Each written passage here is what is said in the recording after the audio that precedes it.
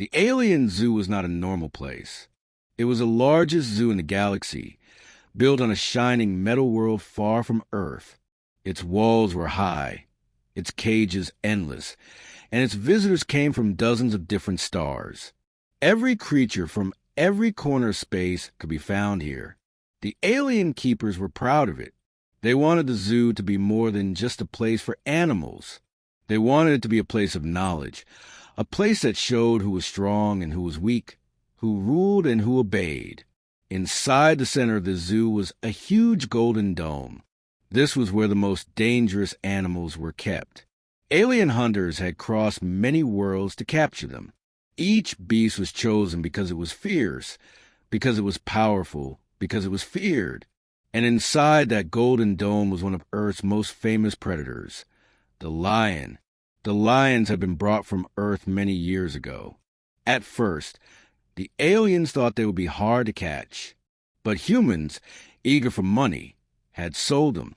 The aliens studied the lions with care. They saw the sharp teeth, the golden manes, the powerful bodies. The aliens were impressed. To them, these lions were a perfect image of what they called the apex predator, the top of the chain, the ruler of its land. Whenever alien visitors came to the zoo, the keepers took them to see the lions. They would speak with pride. This, they would say, is Earth's king. This is the strongest predator from that small blue world. And the visitors would nod, clicking their mandibles, blinking their strange eyes. To them, the lion seemed strong indeed. But one day, something changed.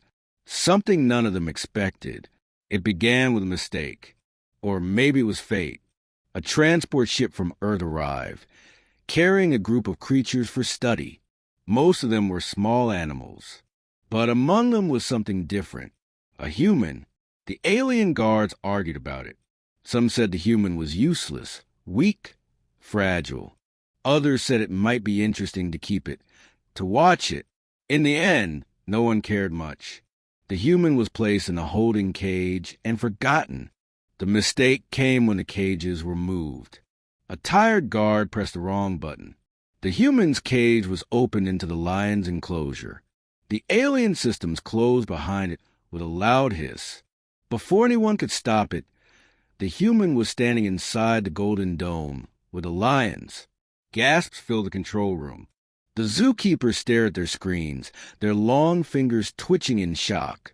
"It will die," one whispered. "The lions will tear it apart." Another shook his head slowly. "No prey can survive in there. It will be over in seconds." Across the galaxy, visitors who had tuned into the zoo's live feeds leaned closer to their displays. They expected blood, screams, the quick end of a weak creature. They waited for the lions to attack. But that did not happen. The lions did not charge. They did not roar. Instead, the lions stopped moving. They turned their golden eyes on the human. The great cats lowered their heads, as if unsure. The human did not run. The human did not cry. He simply stood calm, his eyes steady, his breath slow. The lions circled him, their paws soft against the ground. One lion stepped forward, huge and heavy, its teeth shining in the light. The aliens held their breath, but the lion did not bite. Instead, it lowered itself on the ground and rolled onto its side, exposing its belly. A sign of trust, a sign of respect. The room was silent. The visitors were silent. Even the alien guards, who had seen many strange things, could not speak. What is happening? One finally asked. The human moved closer. Slowly, carefully, he placed his hand on the lion's mane. The beast closed its eyes and purred like a house cat. Another lion followed, lowering its head to the human's feet. Soon, all of them surrounded him, not as enemies, but as companions. The aliens could not believe what they saw. Their idea of strength was broken. For years they had told themselves that lions were Earth's rulers. But here was proof that the lions themselves did not agree. They bowed to the human. They rolled in the dirt, like cubs before their parent. Panic spread among the zookeepers. "This is not possible," one hissed. "The apex predator cannot be this weak creature." Others leaned closer to the screens, whispering, afraid to even breathe. The human raised his head and looked up at the cameras. His eyes seemed to pierce through the glass, through the screens, through the walls themselves. For the first time, the aliens felt something strange. Not fear of the lions, not fear of teeth or claws, but fear of something else. Fear of a human. And in that moment, in the golden dome of the zoo, the first crack appeared in the aliens' perfect belief. Maybe they had been wrong. Maybe the true apex predator of Earth was not the lion at all. The alien zoo had never been so quiet. Normally, the golden dome rang with the roars of lions and the chatter of visitors. But now silence ruled. The keepers, the guards, and the alien guests all stared at the screens, frozen in disbelief. A human, small and fragile, stood unharmed among the lions. Even worse, the lions treated him not as prey, but as something higher, something they bowed to. The chief keeper, a tall being with pale blue skin and 6 arms, pressed his claws against the control panel. His voice shook as he spoke. This is not possible. The lions must be broken. They must be sick." But none of the lions looked weak. Their muscles were strong, their eyes sharp. Yet every one of them stayed low, their bodies close to the ground, their tails swishing slowly. They were not preparing to attack. They were showing respect. A younger alien guard whispered, "Maybe the human carries a hidden weapon. Maybe it threatens them." The chief shook his head. "No weapon. The human wears no armor, no claws, no tools. It is just flesh and bone." The room filled with the sound of confused voices. The aliens argued, their strange tongues clicking and hissing. Some said the human was using tricks. Others said the lions were under some spell. None could agree. In the dome, the human slowly sat on the ground. One of the lions moved closer and lay beside him, pressing its head against his side. The human raised his hand and scratched behind its ear. The beast closed its eyes like a kitten. Gasps filled the control room. "This cannot be," one alien muttered. The predator bows the prey. The king bows the slave. The visitors, who had traveled across the galaxy to see the zoo, began to murmur too.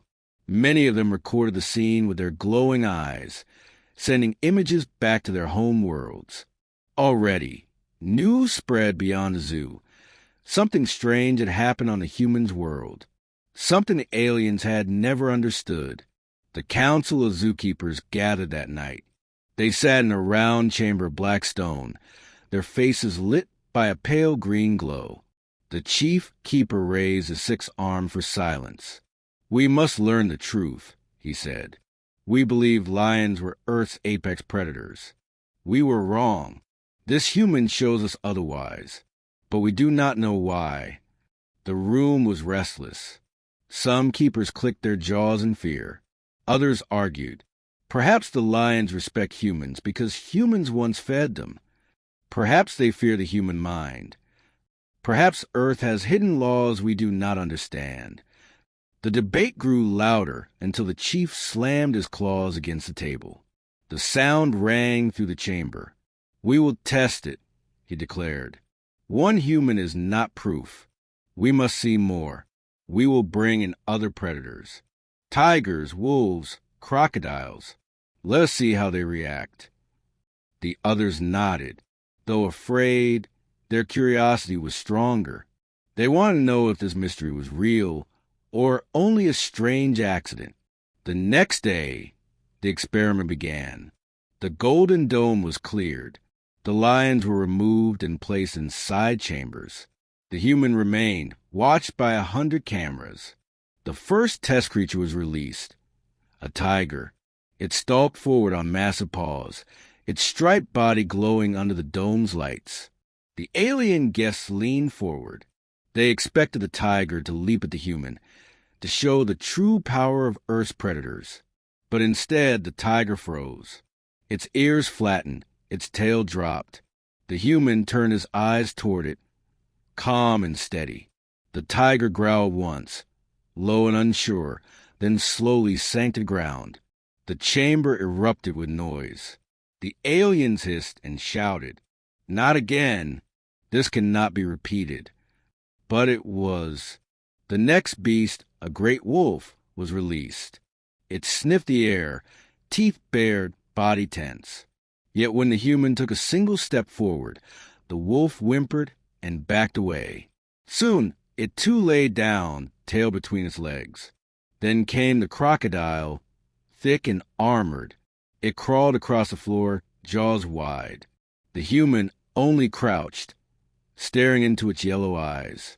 The reptile stopped moving, then closed its mouth, sliding back toward the water pool as if retreating. 3 times the aliens were proven wrong. 3 times the humans stood unarmed, untouched, and 3 times Earth's fiercest beast submitted to him. The keepers no longer shouted. They no longer argued. Fear had crept into their voices. "What kind of creature is this?" One whispered. "Why does every predator obey it?" Another asked. The chief keeper narrowed his eyes. "This is no accident. This is truth. The human is not prey. The human is something more, but we do not yet know how." That night, while the keepers studied their notes, the alien scholars began to search through Earth's history. They opened old files and images collected over centuries of human contact. They saw drawings of hunters around fires, carrying spears. They saw records of wars, battles fought with weapons and fire. They saw cities, walls, machines. The lions ruled the savannah. The tiger ruled the jungle. The wolf ruled the forest. But humans ruled all of Earth. The more the aliens studied, the colder their blood became. One scholar whispered, "Predators fight for survival, but humans fight for more. They fight for land, for power, for ideas. They make tools. They turn nature itself into a weapon." Another answered, "That is why the beasts bow. They know, even without words, who is the true ruler of Earth. Not the lion, not the tiger, the human." The keepers grew uneasy. Their zoo was built to show strength. But now their visitors spoke of weakness. The image of the lion as Earth's apex predator was broken forever. Meanwhile, the human sat in his chamber, calm as always. He ate little, he spoke nothing, but his eyes moved with quiet thought. He seemed to study his prison, to measure the walls, to remember the paths. The guards grew nervous. "It looks at us strangely," one said. "It plans something," another replied. But the chief keeper dismissed them. "Do not fear. It has no weapons, no allies. It cannot escape." The guards nodded, but their fear did not leave. Every time a human's eyes met theirs, they felt a strange weight in their chests, as if the prey was not behind the bars, but outside of them. By the 3rd day, word of the event had spread across half the galaxy. Messages poured into the zoo. Some demanded to know the truth. Others wanted to see more humans. A few whispered warnings. "Be careful. You do not know what you hold." The chief keeper ignored the warnings. His pride was too strong. "We will continue," he said. "We will bring more humans. We must learn how far this power goes." And so, orders were sent. Ships traveled to Earth once again. This time, they would not collect lions or tigers. They would collect men and women. They would test them all. The aliens thought they were studying prey, but in truth, they were calling predators into their cage. The alien zoo had changed. Once, it had been a place of pride, full of noise and visitors.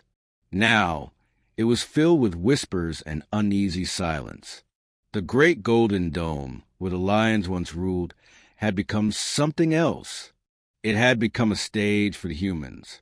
The first human was still there, calm and quiet, but he was no longer alone. More humans had been brought in. Some were men, some women, even one small child. The aliens had expected fear, panic, and screaming. Instead, they found silence. The humans did not run against the walls or beg for help. They sat close together, watching, whispering softly in their strange tongue. The keepers grew restless. "They should be afraid," one muttered. "Maybe they are broken," another said, but the chief keeper only narrowed his eyes. "No, look closer. They are not broken. They are planning." The experiments began. The aliens wanted answers, and they wanted them fast. First, they brought predators again, not only from Earth, but also from other worlds. Sharp-beaked raptors from the red moons of Elkara, six-legged hunters from the swamps of HFY, giant-scaled serpents from a desert star. Each time, the aliens released the beasts into the dome, and each time, the results were the same. The predators, no matter how fierce, slowed when they saw the humans. They circled, growled, and hissed, but they did not strike. Their eyes lowered, their bodies shifted back. Many crouched low to the ground, the way the lions had. Some even fled back into their cages when the humans stood tall and stared. It was not just Earth's animals anymore. Even beasts from alien stars seemed to recognize something in humans that made them bow. The zoo visitors grew afraid. What they had once come to watch for fun now made them uneasy. "If beasts from every world bend to humans," one whispered, "what does that make humans?" The humans never attacked. They never needed to. They stood together, close and calm, and the predators bent around them. But in their silence, something else grew, something more dangerous than claws or teeth. The humans began to study the dome. They touched the walls. They counted the lights. They followed the guard with their eyes. They whispered quietly to one another, sometimes pointing, sometimes making marks in the dirt. At first, the aliens thought nothing of it, but after many days, the keepers noticed something strange. "Look," one said, "the humans are mapping the place." "Mapping?" another asked. "Yes, they know where the doors are. They know when the guards come. They know where the cameras sit." The keepers shivered. It was true. The humans were not wasting time. They were learning. They were preparing. On the seventh day, the aliens changed their test. They wanted to know if humans could fight, so they brought weapons. A spear of hardened bone, a blade of alien steel, a staff charged with crackling light. They dropped them into the dome. The keepers expected the humans to grab them with greed, to strike the predators, to show violence. But the humans only looked at the weapons. The oldest of them, a gray-haired man, picked up the spear. He weighed it in his hand, tested the balance, then passed it to a younger man. That one passed it to another. Each tested it, studied it, then placed it aside. The same with the blade, the same with the staff. The humans did not attack, but they did not ignore the weapons either. They examined them with sharp eyes, memorizing every detail. The chief keeper leaned closer to the screen. They do not use them, but they understand them. The aliens grew afraid. They met again in the black stone chamber. The air was heavy, and the green lights flickered. One keeper said, "We thought they were weak." "They are not weak." Another hissed, "We thought they were prey." "They are not prey." A third whispered, "They learn faster than any beast we have ever seen, faster even than us." The chief keeper finally spoke. His voice was heavy. "If humans learn this quickly without tools, what happens when they have them? What happens when they build? What happens when they fight?" No one answered. They all knew. The answer was clear. Back in the dome, the humans were still whispering.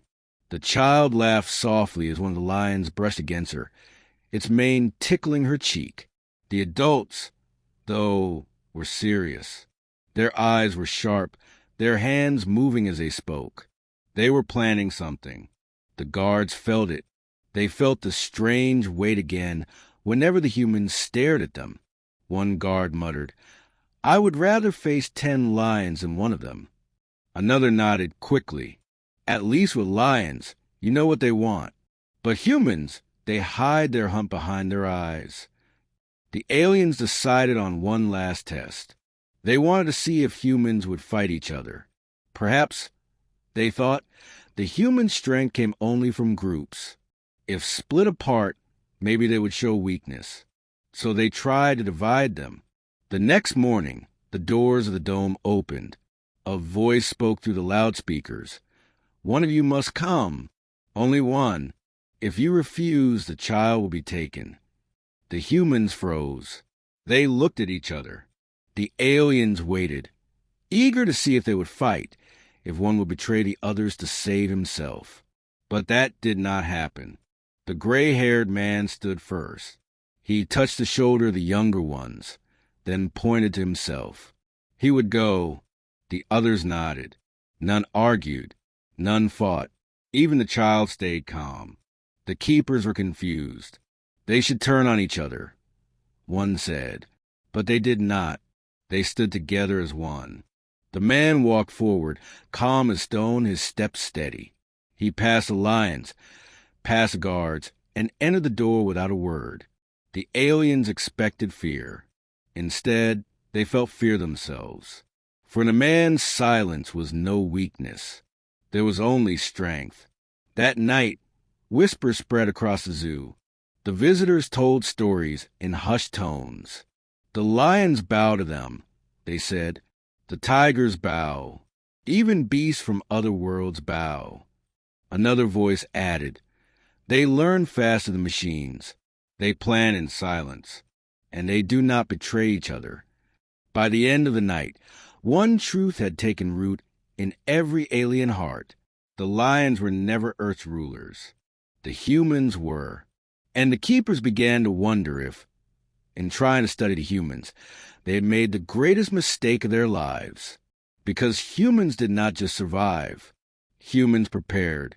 The alien zoo was restless. The Golden Dome had become a place of fear, not pride. The humans sat there, calm as always, while the lions and other predators bowed around them.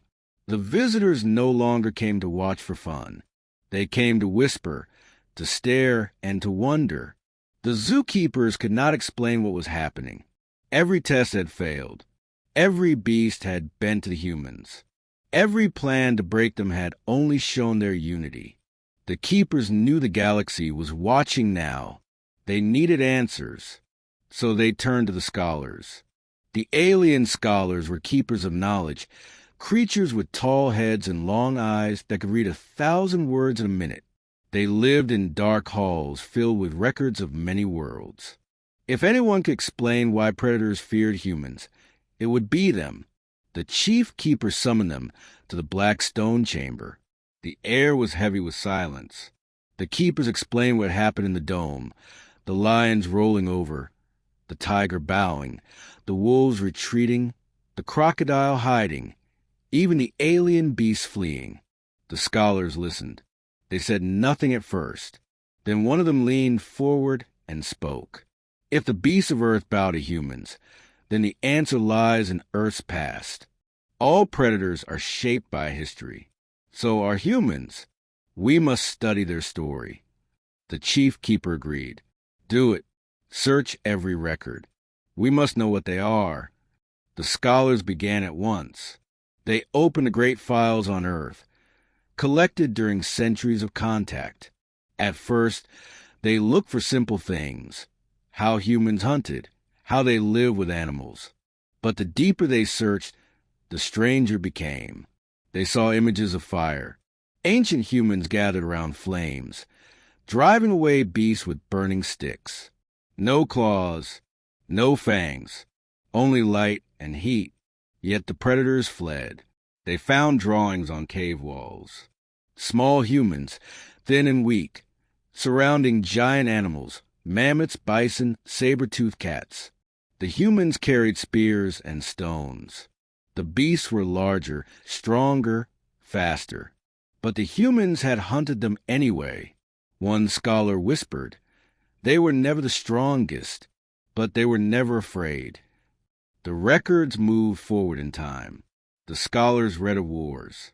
Armies marching, weapons raised, cities burning. They read of blades, arrows, fire, and later, thunder that came from guns. The more they read, the colder their blood became. Predators hunted for food, for survival, but humans hunted for more. They fought for land. They fought for power. They fought for ideas. They fought even when they had enough. One scholar closed his eyes. They kill not only to eat, they kill to rule. Another added, they kill each other more than any predator does. And yet, they grow stronger. The scholars showed the keepers images of great walls built by humans, stone towers rising into the sky. They showed ships crossing oceans, carrying men with steel blades and guns. Wherever they went, they took new lands, new beasts, new people. The keepers stared in silence. The scholars showed more. Machines of war, giant tanks rolling across fields, flying craft dropping fire from the sky, bombs that lit whole cities in flames. One keeper shivered. "No beast makes fire like that." Another whispered, "No beast destroys like that." The chief keeper spoke at last. His voice was low and heavy. "Predators fight nature. Humans fight the world itself." But the darkest records were still to come. The scholars found files from Earth's last great wars. They showed clouds rising like mountains, bright as suns. They showed cities wiped away in seconds. They showed numbers, millions dead. The keepers recoiled in horror. "This is madness," one cried. The scholar's voice was cold. "Yes, but it is human madness." And yet they survived it. They rebuilt. They grew stronger still. For many days, the scholars worked without rest. They pieced together a pattern that no alien had seen before. They wrote, "Humans are not the fastest, but they run farther than any beast. Humans are not the strongest, but they build tools to make them stronger. Humans are not the fiercest, but they fight in groups, never alone. Humans are not the most cruel, but they are the most relentless." The scholars showed their findings to the keepers. "This," they said, "is why the lions bowed, not because the human is stronger, not because the human is bigger, but because somewhere deep in their blood, the beasts know. They remember the old hunts. They remember fire and stone. They remember that humans rule the land, not with claws, but with will." The chamber was silent. One keeper whispered, "The lions remember what their ancestors faced, and their ancestors faced humans." The scholars went further still. They searched for records of human behavior beyond hunting and war. What they found was even more unsettling. They read of exploration. Humans crossing frozen poles, climbing mountains, diving into oceans, always pushing, always go where no one else could. They read of invention. Humans splitting atoms, building machines that thought, reaching into space itself. The chief keeper frowned. "These are not prey." "No," a scholar replied. "Prey does not sail oceans. Prey does not touch the stars." The final discovery came late at night. One scholar opened an old human story, written thousands of years ago. It told of gods and monsters, of men who fought them, of men who became legends. The humans had written themselves as heroes in their own myths. They had always believed they were destined to rule. The scholar's voice shook. Even in their dreams, they are predators. The next day, the Council of Keepers met again. The scholars presented their findings. The chamber was filled with fear. The chief keeper spoke slowly. "We thought lions were Earth's kings, but lions bow. We thought humans were prey, but prey does not burn worlds. Prey does not hunt gods. Prey does not bow. His 6 arms trembled. The true apex predator of Earth is human. The keepers argued about what to do. Some said the humans must be destroyed before they grew dangerous. Others said it was too late. The humans had already shown their nature. Some wanted to release them back to Earth and forget. Others wanted to study them further, though fear gnawed at their hearts. The chief keeper did not decide. He only stared at the images of fire, war, and ruins. His voice was low. We thought we caged them, but we did not. We only placed ourselves inside their hunt. Meanwhile, in the Golden Dome, the humans were still planning. They had no books, no screens, no tools. Yet their whispers carried history. They told the child old stories. Stories of hunters, stories of survival. The child laughed and listened, but the adults were serious. One day, the child asked, "Why do the lions bow to us?" The gray-haired man answered softly, "Because they remember. All animals remember." The child frowned. "Remember what?" The man's eyes grew hard. "That humans do not fear beasts. Beasts fear humans." Outside the dome, the keepers shivered without knowing why. The aliens had uncovered the truth of Earth's past, but they had not yet realized what it meant for their own future. Because if humans had once hunted gods in their stories, perhaps they would one day hunt aliens in the stars. The humans had waited long enough. Days had passed inside the Golden Dome, and still the aliens tested them with beasts, with weapons, with tricks. But the humans were patient. They did not shout. They did not fight without reason. They simply watched, whispered, and remembered. The aliens thought they were studying prey, but it was the humans who were doing the real studying. Every day, the humans counted the guards. They watched how the doors opened and closed. They saw which lights flickered, which cameras moved, and which ones did not. They knew when the guards were tired and when they were sharp. They even noticed the sound of the machines that kept the dome alive. The gray-haired man was the leader. He spoke little, but when he did, the others listened. He pointed at walls, traced lines in the dirt, and the younger humans nodded. They began to walk in certain paths, practicing without words. The aliens saw none of it. To them, the humans were only sitting or wandering. But inside their minds, the humans were building a plan. The keepers, however, felt something was wrong. "Do you see their eyes?" One whispered in the control room. "They look at us too much." Another nodded. "It feels like we're the animals and they're the keepers." The chief keeper dismissed them. "Nonsense. They are clever, yes, but they're still trapped. The dome is unbreakable. No human can leave." The guard said no more, but fear stayed in their hearts. That night, the humans began to test the dome in secret. One man pressed his hand against the wall, feeling the vibration of machines. A woman bent low, placing her ear to the floor, listening to the hum below. The child, small and unnoticed, slipped close to the cameras, staring into their glass eyes. Each time, they returned to group and whispered their findings. Step by step, the dome that had caged became less of a prison and more of a map. The gray-haired man spoke quietly. "Every cage is a door. We only need to find it." The next day, the aliens tried again to break their unity. They released 2 predators at once, a massive tiger and a 6-legged alien beast with claws like swords. The keepers expected chaos. Surely, the humans would panic now. Surely, they would scatter. But the humans did not move. They stood shoulder to shoulder, eyes fixed on the predators. The beasts slowed, confused. They growled at each other, but neither dared attack the humans. Instead, both stepped back, as if pushed by some unseen force. The child laughed. The predators fled. The visitors gasped.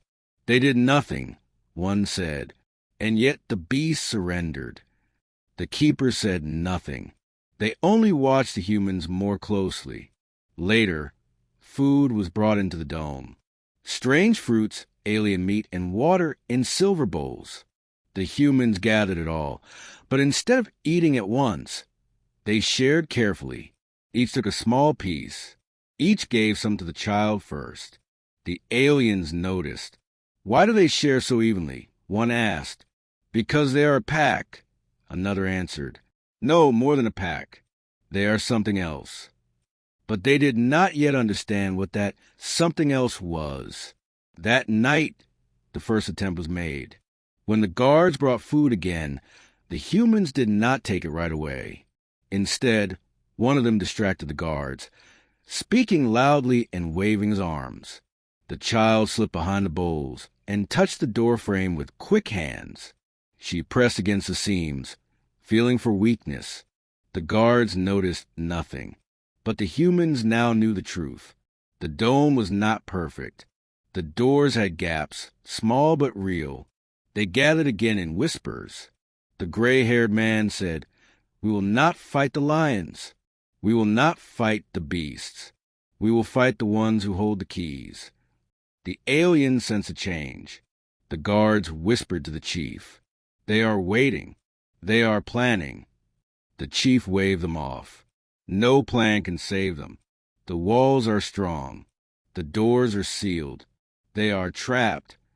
But the guards remembered the way predators bowed. They remembered the humans' silent eyes. And they wondered if the chief was wrong. By the next day, the humans moved differently. Their steps were sharper. Their eyes met more often. They spoke less, but their silence was heavy, full of meaning. The aliens could feel it too. One visitor muttered, "Something is coming. I do not know what, but I feel it." In the dome, the gray-haired man looked up at the cameras. For a moment, his gaze locked on the watchers beyond the glass. The keepers froze. It felt as though he saw not just a lens, but the hearts behind it. Then he spoke 3 words to his people. "Soon. Be ready." The humans had begun their response. And the aliens, for the first time, felt the cold truth settle in their bones. They had not trapped humans. They had invited predators into their walls. The keepers had watched the humans for many days. At first, they felt only curiosity. Then came doubt. Then fear. Now, as they looked at the silent group inside the Golden Dome, fear had grown into dread. The humans no longer looked like captives. They looked like hunters waiting for the right moment to strike. That moment came at night. The dome was quiet, filled only with the low hum of machines. The guards walked their rounds, bored and careless. One guard stopped to check a panel. Another leaned against the wall, yawning. Inside the dome, the humans moved. The gray-haired man gave a signal with his hand. At once, the group split apart. 2 men knelt near the food door. The child and the woman stood watch. The others gathered pieces of stone, bone, and scrap metal they had hidden away. These were not weapons yet, but in human hands they would be. When the food door opened, the humans struck. One man dropped to the ground, pretending to be weak. The guard stepped closer, reaching for him. That was a mistake. The humans moved as one. They pulled the guard inside, silent and fast. His weapon was taken before he could cry out. His breath was cut short. He fell, never to rise again. The aliens watching the cameras gasped. They killed a guard. How? How so fast? The chief keeper stood frozen. He had seen speed before. He had seen strength. But this was not the same. This was something sharper, colder. This was intent. The humans had their first weapon. The gray-haired man lifted it in his hand. The others looked at him, their eyes shining with fire. He did not smile. He only nodded. Another signal. The humans slipped through the food door like shadows. They did not run. They did not shout. They moved low and silent, each step placed with care. They were hunters now, and the alien zoo had become their hunting ground. The second guard fell, before he could call for help. A hand over the mouth, a sharp strike with the stolen weapon, and silence followed. By the time the alarms rang, it was already too late. The humans had spread out, taking corridors, hiding behind machines, and learning the maze of the alien halls. They read signs, followed lights, and touched the walls to feel the vibration of hidden power. Everywhere they went, they left fear. Guards vanished. Doors were forced open. Tools became blades, pipes became clubs, wires became snares. The zoo is no longer safe for its keepers. The visitors who once watched the show now screamed in panic. Some tried to flee, but the humans had already reached the exits. They blocked gates, sealed doors, and trapped the aliens inside their own structure. "Why do they not escape?" one visitor cried. "Why do they stay here?" The answer came from a trembling guard. "They are not running. They are hunting." The gray-haired man led them deeper. He did not rush.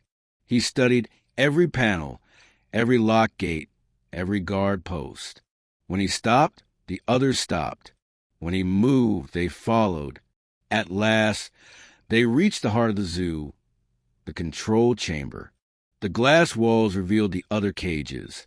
Lions, tigers, wolves, and alien beasts pacing in their pens, all of them restless, as though sensing the change. The keepers inside the chamber tried to raise defenses. They shouted orders, locked doors, and armed themselves. But the humans came anyway.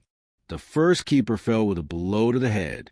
The second dropped when a stone knife cut across his arm. The third fled, only to be dragged down by 3 humans working together. They did not kill with rage. They killed with purpose. Quick, clean, efficient. The chief keeper was the last. He backed into a corner, hands shaking. "This is madness," he whispered. "You cannot win. You are only animals." The gray-haired man stepped forward, his face calm and cold. His eyes locked onto the alien's trembling form. "We are not animals," he said in a low voice. "We are the hunters. Always." The chief tried to speak again, but no words came. He could not face those eyes. They were not the eyes of prey. They were the eyes of the true apex predator. The humans turned to the controls. With a few strikes and pulls, the cages opened, doors unlocked. Beasts poured into the halls. Lions, tigers, wolves, and alien creatures rushed free, their roars and cries shaking the air. But none of them touched the humans. They passed by, heads low, eyes avoiding their gaze. The predators knew. The aliens who had once claimed mastery now ran in terror, chased by the very beasts they had trapped. And at the center of it all, the humans walked calm and steady, their leader holding the stolen weapon like a torch. The zoo was no longer a prison. It was a hunting ground, and the hunters had finally claimed it. The alien zoo lay in ruins. Smoke drifted through the corridors. Lights flickered and died. Alarms screamed and then fell silent, one by one. The cages stood open, their doors torn wide. Lions prowled the walkways. Wolves padded through the halls. Alien beasts, once chained, now roamed free, and yet none of them touched the humans. The gray-haired man walked to the front of his group, calm and steady. The stolen weapon rested in his hand, but he did not raise it. He did not need to. Every predator that crossed his path lowered its head and stepped aside. The aliens watched in horror. In the command chamber, a group of keepers and visitors huddled together. They had sealed the doors, but they knew it would not save them. The sounds outside were too close. The growls of beasts, the steps of humans. One visitor trembled. "This is impossible. They were only test subjects. We put them in a cage.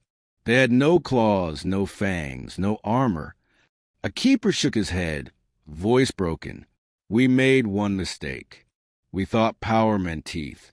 We thought kings of the wild must roar. But humans plan. Humans wait. Humans strike." Another whispered, Then what are they if not prey? The answer came as the doors burst open. The humans entered, their eyes cold and sharp. Behind them, lions lingered in the hall, watching with golden eyes but making no move. The keeper shrank back, trapped against the walls.